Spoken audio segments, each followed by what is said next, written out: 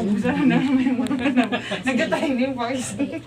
Pagkatapos siya may Tapos nag-ano ako sa tumana. Sir, punta ka sa Nangka, may problema. Tapos nasabi ko, sir, punta ka tumana. O, hindi tayo ito. Baka Kasya ba? Tatumanas. Ay, nakakapala sa punta. Yung nasa tumana ka, sir, punta ka muna sa Nangka, may ano lang problema. Ano pag si Janet, no? Tinatawagan ka na kanina eh. Miss ka lagi ni Janet, no? Tinatawagan siya. Tinatawagan siya eh. Natawagan ako para sa yung building. New building. Tinuro ko na sa kanya. Uy, ba't nakasarado?